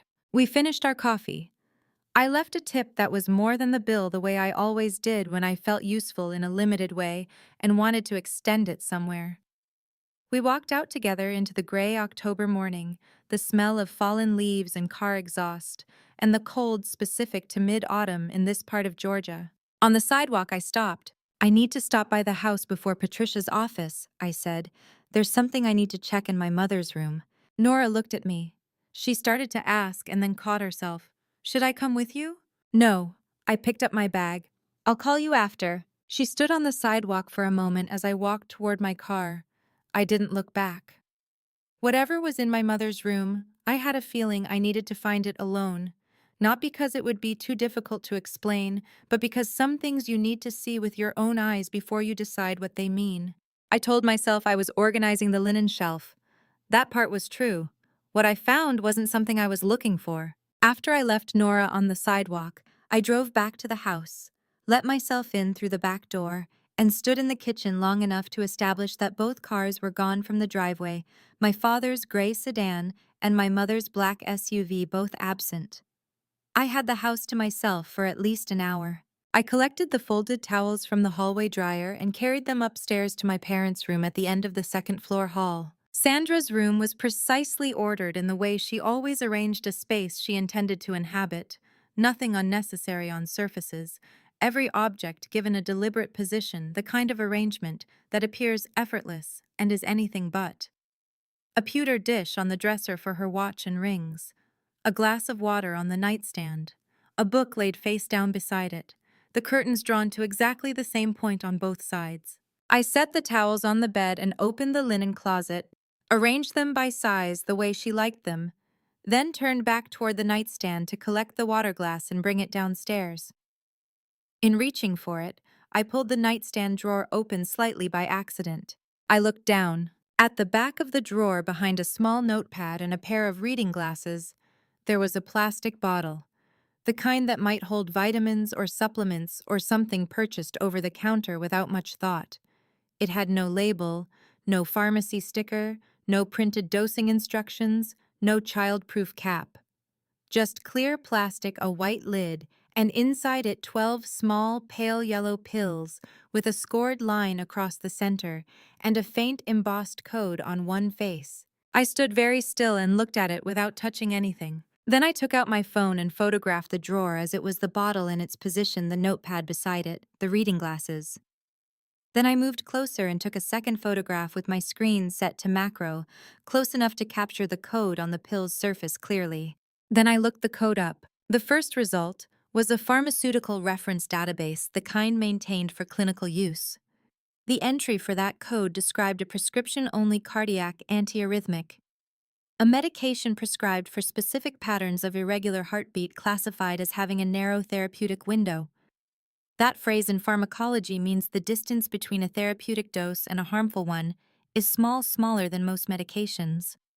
The database listed significant contraindications. Near the top, concurrent use with alcohol. Ethan had died of cardiac arrest. He had been 36 years old and healthy by every prior measure routine, physicals, no known cardiac history. His death had come at night suddenly, and the autopsy had returned a finding of natural causes. I had accepted that without question because there was no reason not to. I closed the browser and stood in my mother's room for a moment. The thought that had started to form was one I was not yet willing to follow all the way to its end. Not with a pill bottle in a drawer and 30 seconds of inference. Not when I knew that people kept unlabeled medications for any number of ordinary reasons, traveling without bottles, decanting from bulk storing samples. Not when I had no way to know whether what was in that bottle was what the code on the surface suggested it was, or something else entirely. What I could do was document it, record the fact of it, let someone better equipped than me determine what it meant, if it meant anything at all. I took 4 more photographs from different angles, moved nothing, left the drawer as close to its original position as I could manage, and stepped back. Then I sent everything to Patricia. My message was brief. Found this in my mother's nightstand. Unlabeled, pill code matches a cardiac antiarrhythmic with an alcohol contraindication. Ethan's autopsy came back natural causes. I haven't touched anything. I picked up the water glass from the nightstand, carried it downstairs, and put the kettle on. 18 minutes later, the back door opened. "Oh, there you are!" Sandra came in with her coat still on a grocery bag over one arm, her expression shifting from mild surprise into warmth in the space of a breath. "I didn't see your car when I pulled in." "I parked on the street," I said, "leaving room for Dad. I put your towels away upstairs and I brought your water glass down." "You didn't have to do that, sweetheart." She set the groceries on the counter and began unpacking them in the order she always used: refrigerated first, pantry, second, produce last. Her hands were efficient and certain, moving through the familiar task without hesitation. I watched her over the rim of my tea mug and said nothing. "You're home earlier than usual," she said. "I finished what I needed to finish." She crossed the kitchen then and put her arms around me, the same way she had on so many difficult mornings over the past 4 months, steady, unhurried, the embrace of someone who believes they are the fixed point in the room. "I'm so glad you're turning a corner," she said into my shoulder. "I really am, honey." I held on and said nothing, because there was nothing honest I was prepared to say, and nothing dishonest I was willing to. My phone buzzed on this counter. I waited until she had moved away before I read it. Patricia. Documenting this. Without specific toxicology from Ethan's autopsy, the bottle remains circumstantial. Cardiac antiarrhythmics are not part of standard natural causes screening unless cardiac medication is already known to be present. Don't touch it. Don't mention it. This stays on file. I set the phone face down and watched my mother put away the groceries. She talked about the traffic on the way back from the store, a new restaurant she'd noticed 2 streets over, whether the weather was going to turn before the weekend. Small, ordinary things offered in the ordinary way. Later after dinner, after the dishes were done, and my parents had gone upstairs, Patricia sent a second message. The 48 hours I asked for are up. Come in tomorrow morning. You need to see what I found. I read it standing at the kitchen sink. The house was quiet around me. Outside, the oak tree in the backyard moved slightly in the wind, the last of its leaves letting go one at a time into the dark. Patricia had arranged everything before I arrived, printed pages in sequence across her desk sections underlined in yellow and red. A timeline drawn on a legal pad in her neat, unhurried handwriting, dates running down the left margin, events extending to the right, a single line connecting them that moved in only one direction. She was standing at the window when her receptionist showed me in. She didn't spend time on a greeting. "Sit down," she said. "I want to go through this in order." She remained standing, which I had come to understand was how she worked when she was presenting, rather than consulting better access to the documents, better ability to move between pages without sitting down for each one. "When you first came in," she began, "you mentioned your mother had suggested this specific house to you. I asked you about prior real estate dealings. You said you weren't aware of any."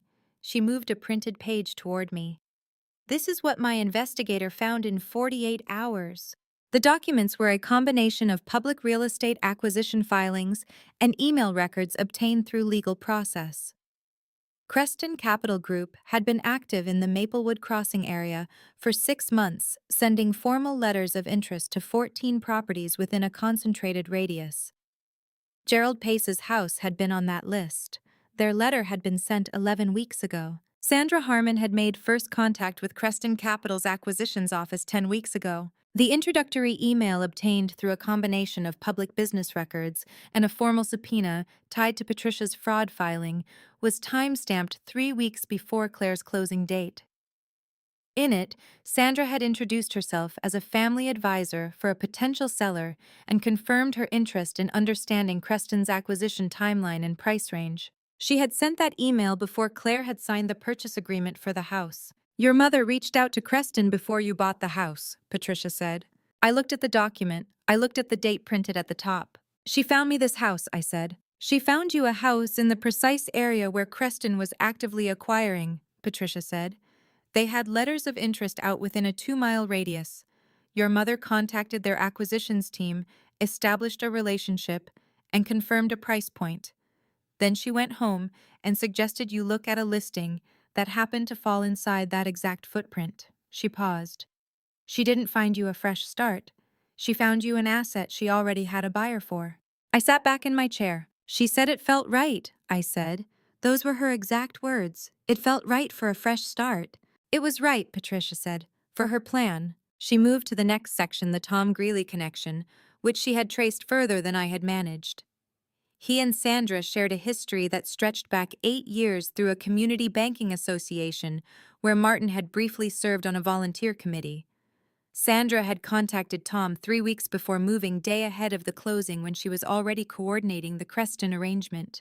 She had positioned him as an estate support specialist and obtained his access authorization before the ink was dry on anything Claire had signed. "On the same afternoon, she handed you the power of attorney," Patricia said. "She handed you Tom Greeley's access form, both documents same folder, same hour. The POA gave Martin legal authority over the property. Tom's form gave Sandra visibility into the financial accounts." She looked up from the pages. "Between those 2 signatures, every significant asset you hold was being monitored or was reachable." I thought about my mother standing in the kitchen on day 4, that folder under her arm, choosing the afternoon that Nora had told her was slightly steadier than the morning. choosing precisely. The debt, I said. Martin owes $340,000 to Holloway Private Credit Solutions. Their formal notice was issued 2 days before you moved into the house.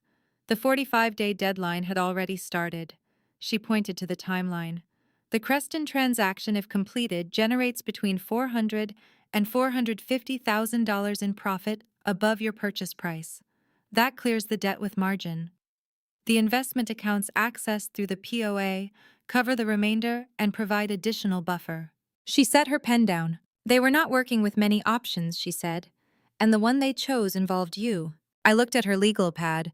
Every date was there in that careful handwriting: Ethan's death, the life insurance settlement, Martin's Holloway notice, Sandra's first email to Creston Capital, the house closing, day 4, day 10.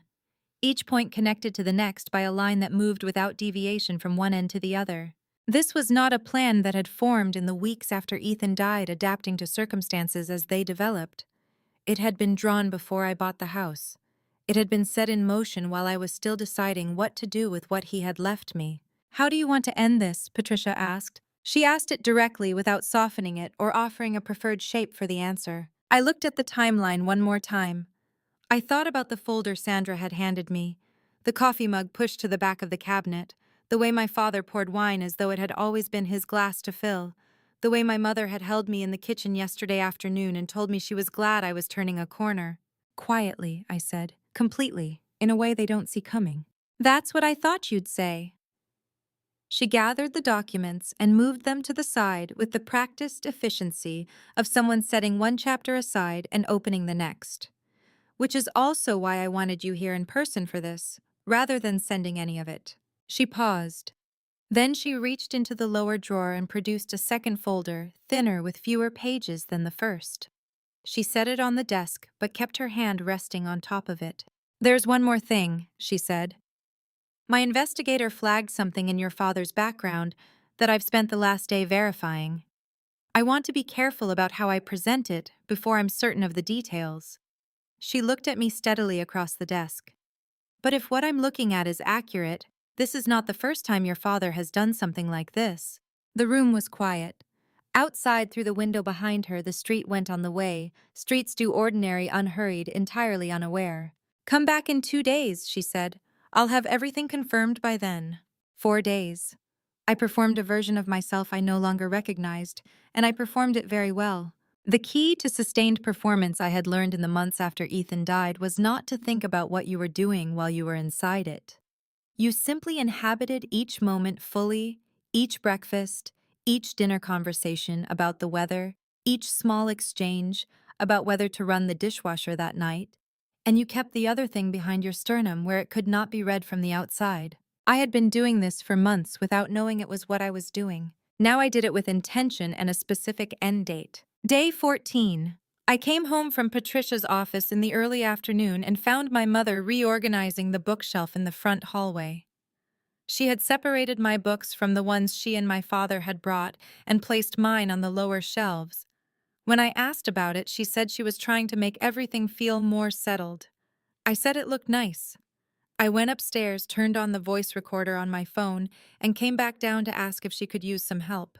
Day 15. I walked into the living room at noon and found Sandra standing in the center of it with a tape measure extended between her hands. She was measuring the distance between the far window wall and the fireplace, and she was writing the number into a small notebook she carried in her cardigan pocket. She looked up when she heard me come in. "Just taking a few dimensions," she said. "For some ideas I've been turning over." "What kind of ideas?" I asked. "Nothing firm yet," she said. "Just possibilities." I told her that sounded interesting. I went to make coffee. The number she had been writing down, 16 feet 4 inches, was the width of a living room, in a house she had no legal authority over, measured in a notebook she had brought from somewhere else. That evening, my father mentioned over dinner that he had spoken with a consultant who specialized in estate transitions. He described the conversation vaguely using phrases like "the next stage" and "once everything's properly settled." And he said it all in the easy register of a man reporting on a plan that is already in motion. He asked me if I wanted more pasta. I said yes, and I asked him to pass the bread, and my phone in my pocket recorded every word of it. Day 16, Sandra described what she called the final stage of the process at the kitchen table while I sat across from her with a cup of tea. She talked about it the way she talked about anything she had already decided, with patience and a kind of practiced warmth, as though she were explaining something sensible for my benefit. I nodded in the right places. I asked if she wanted more tea. She said yes. I collected 4 clips across those 4 days. Conversations I was directly part of, each one documented under one-party consent, stored on an encrypted cloud account my parents had never accessed. Martin used the phrase transfer authority at dinner on day 15 without noticing the way it landed. Sandra, on day 16, outlined a timeline she called the final stages, while I sat across from her and listened with the patience of someone who had no idea what she was actually describing. Each clip was a fragment. Together with what Patricia already held, they formed a pattern. And a pattern, as Patricia had told me in our first meeting, was what courts were built to understand. On the afternoon of day 16, I sent Nora a brief message. Harrington's private room Friday evening, how does it look? She called back within the hour. She had already looked into it. She had a contact at the restaurant group through her work, and the private dining room on the second floor was available. She had booked it under her company account. Her own table in the main dining area near the base of the staircase that led up to the private room required no reservation. She would simply arrive before we did. "I'll be there when you walk in," she said. "Don't look at me when we come through the door," I said. "I know," she said. Day 17 arrived the way the ones before it had, with the coffee maker at 6:30, with toast and orange juice, with my father reading his folded paper, and my mother moving through the kitchen with the efficiency of someone who has already arranged the room in her mind. I watched them, and I did not think about what I was watching. That evening, after dinner, Martin set his fork down and said the thing I had been waiting 12 days to hear. "The bank needs everything settled before the end of this week," he said. "Not to me specifically, to the table, to the plan. The paperwork can't sit any longer." I let a moment pass, then I looked up at him. "Then let's celebrate," I said. "Let's go out to dinner, somewhere really nice. I want to mark this properly, everything we've gotten through this year, everything coming together. We deserve a real evening out." Sandra's expression changed before the rest of her did. I had been watching for it long enough to catch at a brightness moving in from the edges of her face, a quickening she couldn't quite manage to hold back. "That's a lovely idea," she said. My father cleared his throat. "We deserve it," he said. "We really do," I said, and I smiled at both of them with precisely the warmth the moment called for. My mother reached across the table and squeezed my hand. I let her. Later, after the house had gone quiet and their bedroom light had gone dark, I sat at the kitchen table with my phone and typed a message to Patricia Friday. "Harrington's, 7:30. Private dining room, second floor." Her reply came within a few minutes. "We'll be ready." Then, after a short pause, a second message. "Verification is complete. I'll bring the file with me Friday." I read that last line twice. Then I set the phone down on the table and sat in the quiet kitchen for a while in the house that was mine, in a silence that had almost run its course. The morning of the 18th had a particular quality to it, the way air feels in the hour before a serious storm, when everything has gone very still, and the light looks slightly different than it should, slightly too present, as though the world is paying more attention than usual. I had been awake since 5:15. Not because I couldn't sleep, but because I had finished sleeping and there was nothing left to do in the dark. I made coffee at 6. I sat at the kitchen table while the house was still quiet, and the early light came in through the window above the sink, and I went through everything in my mind one final time. At 9 that morning, I made the final call to Patricia. The process server was a man named David Ellery from a firm that handled legal document delivery throughout the county. Patricia had worked with him before. He had been briefed on the location, the table number, the private room on the second floor, and the exact time, 7:52 p.m. He had the documents, the fraud filing, the account freeze confirmation, the lis pendens record, and a formal letter from Weston Legal addressed to both Martin and Sandra Harmon. He had a photograph of each of them. Patricia would arrive 4 minutes ahead of him at 7:48. Nora would be at her table by 6:30, the one near the base of the staircase leading up to the private room. She would be reading, she would not look up. If anything seems wrong when we arrive, I had told her the day before, send me the word ready. If nothing seems wrong, do nothing. Just be there.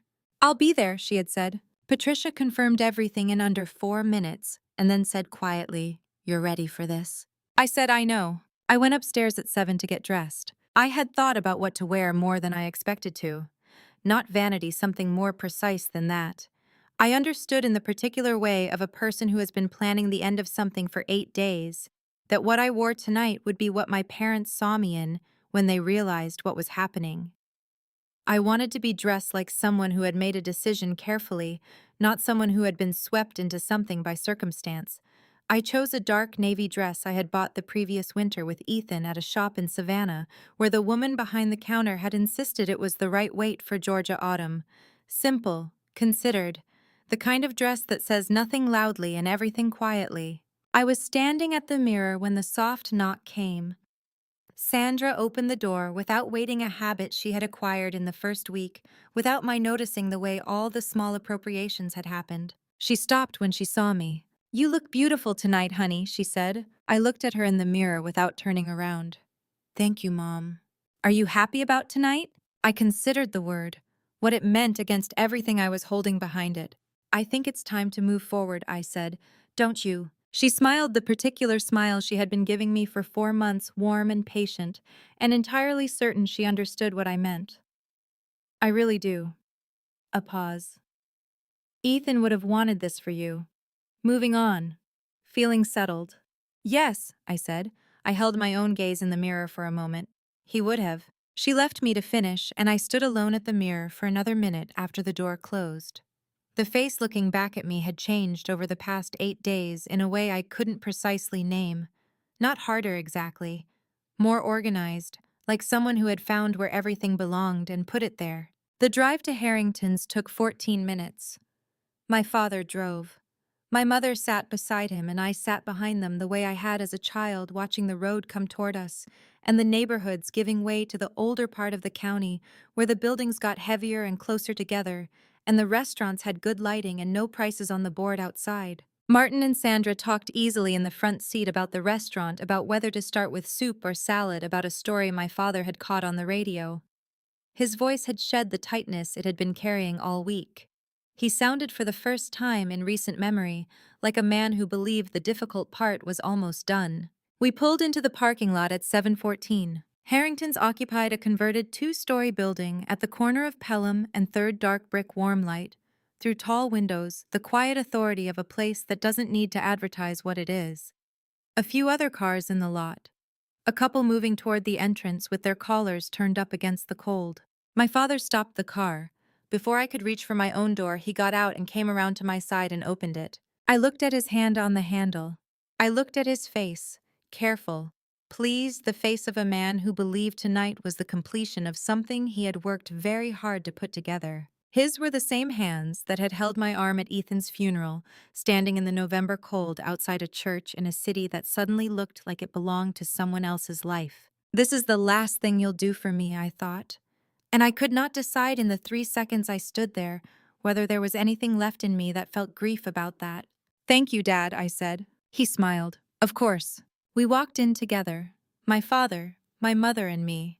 The arrangement of a family moving through the entrance of a restaurant on a Friday evening, nothing visible from the outside to suggest it was anything other than that. Through the tall front windows I had already seen her. The table near the base of the staircase. A woman in a light gray coat with dark hair and a book open in front of her, positioned at an angle that gave her a clear view of the entrance and everything above it. She did not look up when we came through the door. I did not look at her. We were shown upstairs.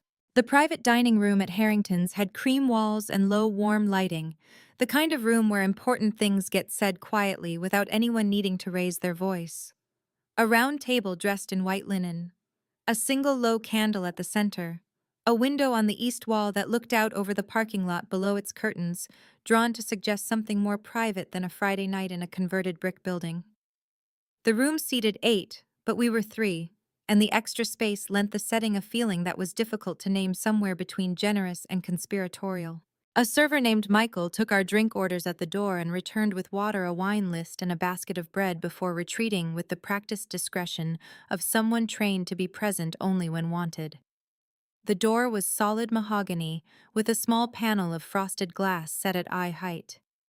From inside, movement on the other side of the glass appeared as shapes and shadows, nothing specific. My parents settled in the way people settle into something they have been anticipating. My mother arranged her napkin on her lap with a small satisfied motion, the motion of a woman arriving somewhere she has been heading for a long time.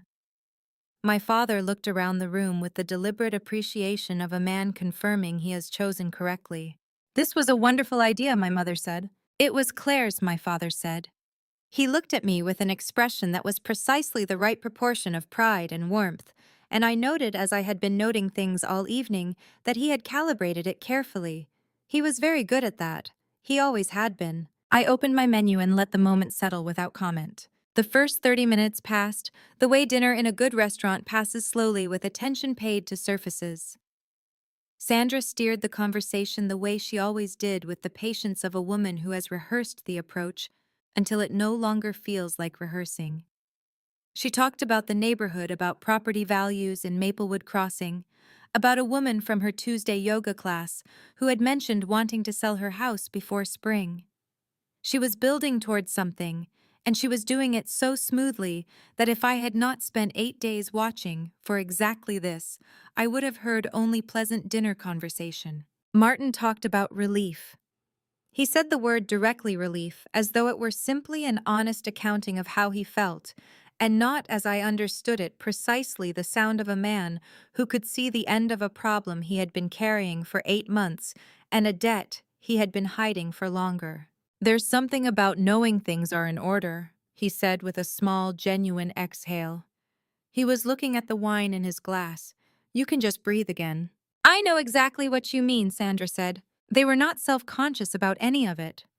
That I had come to understand over 12 days was the most clarifying thing about them, how completely they believed in the version of this evening they had built in their minds. The pleasant restaurant, the grateful daughter, the sensible paperwork, the clean resolution. They had told themselves this story so many times that it had taken on the solid, unexamined texture of something real. I ate slowly and watched. A micro-expression moved across my father's face when Michael set the entrees down, a quick, involuntary calculus gone before the plate touched the linen. It had nothing to do with the food. My mother, after the server withdrew, made a small adjustment to her silverware that had no practical purpose. These were the gestures of people who were managing something internal, keeping it beneath the surface of a composed exterior, making sure it didn't show. I recognized the effort. I had been making it myself for 8 days. When the entrees were partly finished, Sandra set her fork down and looked at me with the expression she had been building toward all evening, warm, patient, full of a tenderness I had once believed was entirely genuine. "We're proud of you, Claire," she said. "Both of us. The way you've handled everything this whole past year, everything you've been through." She paused. "Ethan would be proud too. I really believe that." "This is exactly what he would have wanted," Martin said, nodding once, a considered nod. "You taken care of, everything settled the right way." I looked at both of them across the white linen and the steady candle. "You think so?" I said. "We know so." My father reached beside his chair where he had placed his leather document case when we first sat down. He lifted it to his lap, unzipped it with the unhurried motion of someone who has rehearsed this moment and is finally in it, and withdrew the folder. Dark blue cover, a half-inch of pages. He set it on the table and placed the pen across the top parallel to the edge with the specific deliberateness of a man putting down something he has been carrying a very long time. Then he pushed both items across the linen toward me. "Whenever you're ready, sweetheart," he said. "No rush at all," Sandra added. "Take all the time you need." I looked at the folder, at the pen, at the distance they were both keeping from me, the careful, non-pressuring distance of two people who believe the outcome has already been determined and are simply waiting for the final confirmation. I reached out and picked up the pen. My hand did not shake, not even slightly. I thought briefly of day 11, standing at my phone in a quiet office calling Nora, noticing for the first time that my fingers were not entirely steady. I thought of everything that had happened between that morning and this one. Everything Patricia had filed, moved, documented, and prepared.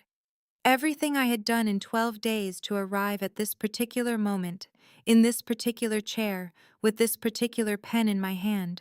I've actually been thinking about this quite a lot, I said. My father's shoulders settled back. My mother released something small and exhale, a tension she had been carrying somewhere behind her collarbone. They both relaxed in the same moment, and watching that simultaneous release, that shared and private signal passing between them, without words, I understood, with a precision I hadn't anticipated, that I was witnessing something they would not allow themselves to do in front of me again. They believed they had won. The candle between us continued to burn small and steady in the center of the white table. 3 minutes later, there was a quiet knock at the door. Michael opened it from the outside with the same discretion he had maintained all evening. But the two people who came in behind him were not carrying menus. Patricia Weston walked in the way she did everything, without announcing herself, without apology. She came through the door that Michael had opened and paused for a single moment at the threshold, long enough to locate each person at the table, confirm the room note, the positions. Then she moved to the open end of the round table, the narrow space between where my father sat and the far wall, and stood there without pulling out a chair. She had no intention of sitting down. Behind her, David Ellery came in carrying a flat document envelope. He positioned himself to Patricia's right, closer to my father's side of the table. His expression was professional and impersonal, the expression of a man who has done this many times in many rooms and understands that his role is specific and brief. My father looked at Patricia first. His expression moved through several registers very quickly. Confusion, then a rapid and visible attempt to assess, then a tightening around the eyes that I recognized as the early stage of something he was trying to keep from showing. 30 years of watching that face had taught me its vocabulary. My mother looked at me. I set the pen down on the white linen. Then I reached across to the blue folder, closed it without opening it, and slid it back across the table toward the side from which it had come. Mr. Harmon, Mrs. Harmon. Patricia's voice in the room was exactly what it always was, even unhurried, without performance. My name is Patricia Weston. I'm the attorney of record for Claire Webb regarding the property at 14 Sycamore Ridge Drive and all associated financial instruments. She nodded to David Ellery, who stepped forward and placed a copy of the documents in front of my father, and then a second copy in front of my mother, each one precise and deliberate. You are each being formally served this evening. My father didn't touch the envelope. He stared at it. Then he looked at me, and his voice had lost the register it had been holding all through dinner. It was lower now, stripped of its dinner table warmth, and considerably less certain. What is this? He cleared his throat. Claire, what is... Mr. Harmon? Patricia's voice level. The documents in front of you include a certified copy of the list pendants filed against the property, a formal notice of the civil fraud complaint filed with the county court regarding the execution of a power of attorney under false representation, and a cease and desist concerning your coordinated arrangement with Creston Capital Group. She let that settle for a moment. You're also being notified that the investment accounts you intended to access through that power of attorney have been moved to a new institution under Ms. Webb's sole authority. There is nothing remaining at the institution Tom Greeley was monitoring on your behalf. Tom Greeley's name landed like something physical. I watched it reach my father a half-second after it was spoken. This is a family matter, my mother said. Her voice was careful, controlled. She had not raised it, had not shifted in her chair, had not made any visible adjustment except to turn her attention from me to Patricia with the particular composure of a woman who has decided, in the first few available seconds, that composure is the only instrument she has left. Whatever misunderstanding has occurred, I'm certain it can be addressed without. The court disagrees, Patricia said. 3 words, no elaboration. She did not look away from my mother while she said them. The room held its breath for a moment. Through the frosted glass of the door, the shapes and movement of the main dining room below continued their Friday evening rhythm, entirely ordinary, entirely unaware of what was happening 12 feet away and 1 floor up.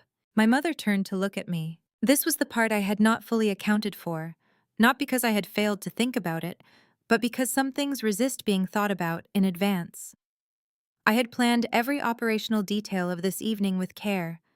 I had not spent much time with what it would actually feel like to sit across a table from my mother and watch the performance she had been maintaining for 4 months come undone. What remained underneath it was not monstrous. That was the thing I hadn't expected. She looked in that first unguarded moment exactly like herself. The same gray eyes, the same composed posture, the same face that had handed me a cup of tea on mornings when I couldn't get out of bed after Ethan died. She simply looked like herself without the layer that had been there for my benefit. She was still calculating. I could see it, the rapid, invisible arithmetic of a woman assessing what remained available to her. But the calculation was happening behind a face that was no longer entirely sure what expression to hold. Claire. She said my name in a tone I had never heard before, not a question, not a command, something between them. A word being tested to see if it still worked. I did not look away. Martin. She turned to my father, and I could hear the signal embedded in it, the word that had moved between them across rooms for years. This is something that can be addressed. If Claire has concerns about the paperwork, we can get it reviewed by a neutral attorney. We can sit down together, go through everything, find what went wrong. Mrs. Harmon. Patricia's voice again, without force but without give. Service of process has been completed. The lease pendens is a matter of public record and cannot be removed without a court order. The fraud complaint is filed and active. Both of those things are true, regardless of what is said in this room tonight. A pause. I'd advise both of you to contact your own legal counsel before you say anything further this evening. My father pushed back from the table, not to leave just the involuntary motion of a man who needs more space than the situation is providing.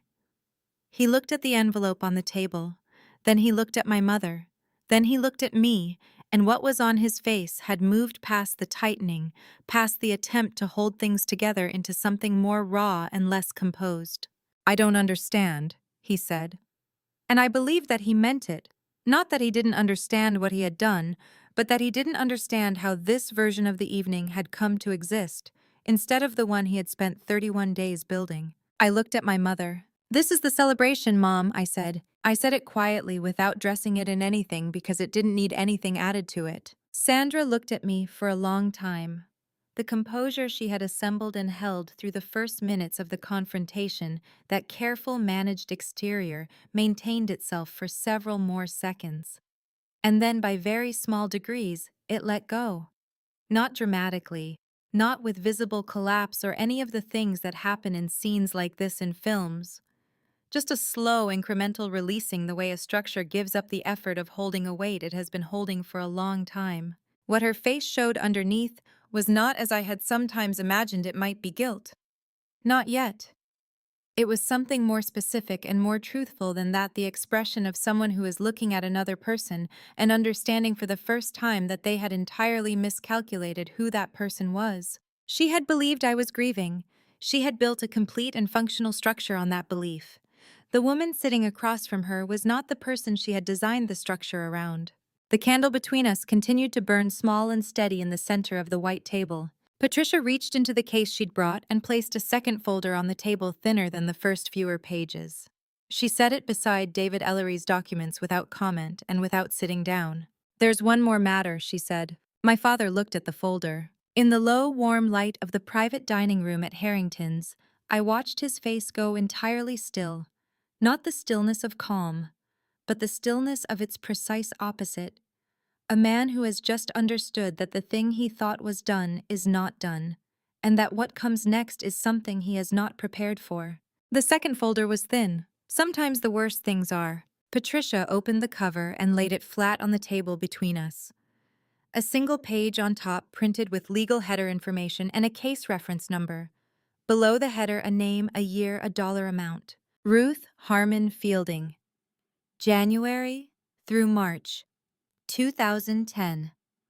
$180,000 in combined assets, a savings account, and 2 joint-held certificates of deposit transferred pursuant to a power of attorney and estate reorganization documents signed over a 3-week period. My father's name appeared 4 times on that page, as the authorized agent, as the recommended legal advisor, as the witness on one of the supporting documents, and as the primary beneficiary of the transferred funds. I read it completely. Then I looked at my father. He was looking at the table. "Ruth," my mother said.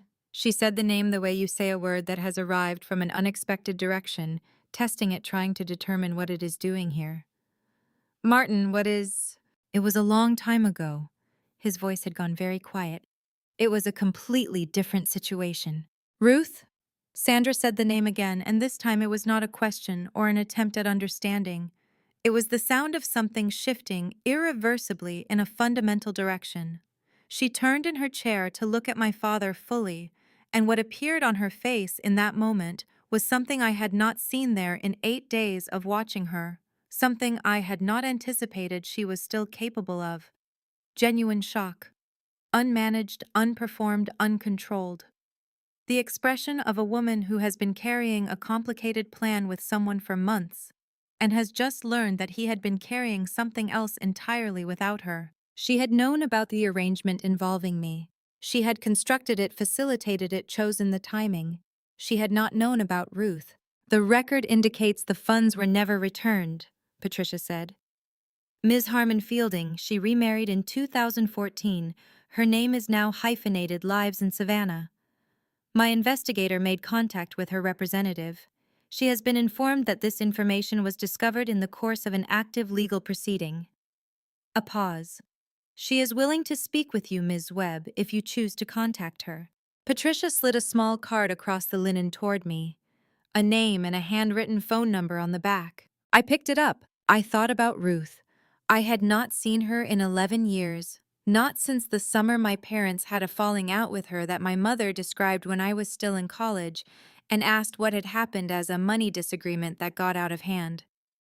I had accepted that explanation the way you accept most things you're given, without the context to question them. I had never pushed further. I had never known there was something to push toward. I thought about that phrase now, a money disagreement that got out of hand, and what it had been placed over, what it had been asked to cover for 15 years. I took out my phone and dialed the number on the card. It rang 4 times, then a breath. A small, careful pause before the voice. "Aunt Ruth?" My voice came out steadier than I felt. "It's Claire. I'm sorry it's been so long." Another pause. Then a sharp, quiet intake, the sound of someone being reached after a long time in a specific kind of silence. "Claire." Her voice was smaller than I remembered it. Something about the years had made it more careful. "Sweetheart, is that really you?" "It's me," I said.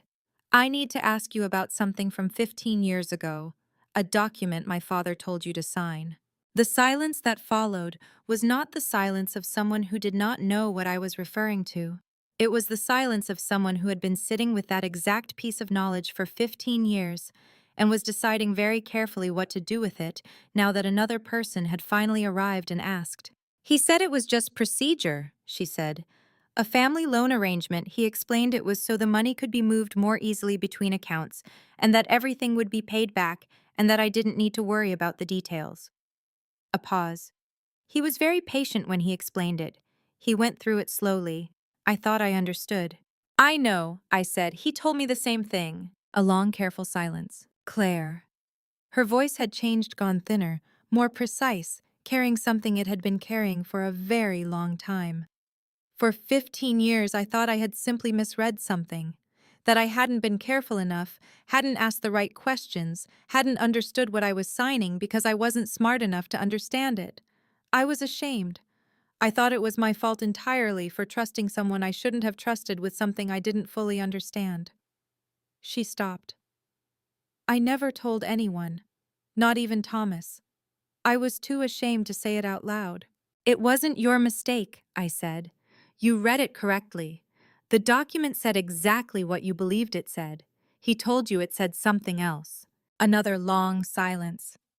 Through the frosted glass of the private dining room door, I could see the shapes of the main dining room continuing their Friday evening, ordinary and entirely unaware. I thought I was imagining things, Ruth said. For 15 years. You weren't, I said. You weren't imagining anything. Very quietly after a moment, thank you for telling me that. Patricia Weston is my attorney, I said. She's here with me now. She has the full record from 2010. When you're ready, not tonight and not before you're ready, she can walk you through what your options are. Okay, she said. Just that. A single word that carried 15 years of carrying something alone, and the particular quality of a weight being set down carefully after a very long time. I ended the call. My father had not moved. He was still looking at the tablecloth at some point in the white linen that had nothing to do with anything in the room. He had the quality of a man who has reached the end of a road he built himself and is standing at its terminus without having thought about what the terminus looked like. My mother was not looking at me. She was looking at him. The expression on her face, that composed, strategic face that had held up through the fraud filing and the cease and desist and the name Tom Greeley and the words, "The court disagrees," had settled into something I could not entirely classify. Not only guilt, not only betrayal, something more interior and more specific than either the look of a woman who had been in partnership with someone for 30 years and has just found evidence of a room she was never shown, had never been invited into, and realizes now that she had been walking past its door for 15 years without knowing it was there. She said nothing. Neither did he. The exit is on the east side of the building, Patricia said quietly. I'll have Michael bring your coats. My parents stood without looking at each other and left the room. I sat at the table for several minutes after the door closed. The candle burned without wavering. Below, the sounds of the main dining room carried on conversation silverware, someone laughing at something that had nothing to do with any of this. I listened to it and thought about nothing specific and let the evening do what it was doing. Then I went downstairs. Nora was still at her table, coat on hands folded, waiting the way she had been waiting for 3 weeks, both hands steady without requiring anything from me. We walked outside together without speaking. The parking lot was cold. That particular October cold that arrives after dark and tells you the season has already committed to something. We sat on the low concrete wall at the edge of the lot. Above us, the second-floor window of the private dining room was lit and empty now, the way rooms look after everyone has left them. There's a message on my phone, Nora said after a while. She turned the screen toward me. A voicemail. He left it about 40 minutes ago. She paused. He said he's an attorney, someone named Calloway. He said it's about the estate of Ethan Webb. I looked at the phone for a long moment. Then I looked up at the lit window, and above that at the dark sky, and I thought about Ethan, about what he had known, and what he had arranged, and what he might have understood was coming far earlier than I had. I'll call him in the morning, I said. I drove home alone for the first time since Ethan died. That sounds like a simple thing. It was not. It was the weight of a car moving through a dark neighborhood, with one seat occupied instead of two, the radio off, the particular awareness of a person who has just done something that cannot be undone and is moving toward whatever comes next. The hallway was different when I walked in. My parents in 10 days had done what I hadn't managed in 4 months, unpacked everything, arranged. Things made the house look settled and inhabited. Standing in the doorway, I understood that this was what they had intended all along, to make themselves indistinguishable from the place until the place became theirs. I noted that. Then I let it be what it was. Nora arrived at 10:15 with a new deadbolt set from the hardware store. She had bought it before I called. I can do it myself, I said. I know, she said. That's not the point.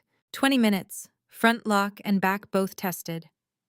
When she finished, she held me once, the brief, specific embrace of someone who has been through something difficult with you and wants you to know they're still there. And then she left. Patricia's message came at 10:52. Complaint formally received. Fraud injunction in effect. Expect opposing counsel contact within 72 hours. You've done everything right. I looked at the corner of the cabinet above the stove. Ethan's mug navy chip on the rim had been pushed to the back for 10 days. I took it down and put it where it had always been. Then I opened my laptop. Bartholomew Calloway Estate and Protective Instruments. Savannah.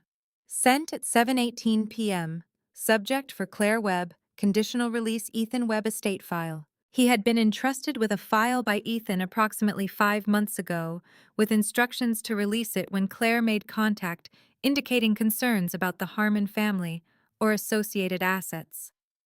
A legal alert from Patricia's office that evening had confirmed the conditions were met. One video file attached. He noted that Patricia Weston had been briefed through his office at Ethan's instruction months prior. I carried the laptop to the living room and pressed play. Ethan looked directly into the camera. The blue wall of our old apartment behind him, the gray sweater he wore most Saturdays. He looked entirely like himself in a way I was not prepared for. Claire? His throat cleared once the way it always did, before something he'd thought through carefully. If you're watching this, something has happened. I'm not going to spend time on that part. You know how I feel. I've been noticing things. The way your father asks about our finances, specific questions, not casual ones. The way he mentioned the life insurance policy twice in 1 week and then acted like he hadn't. A pause. I could be wrong. I hope I'm wrong.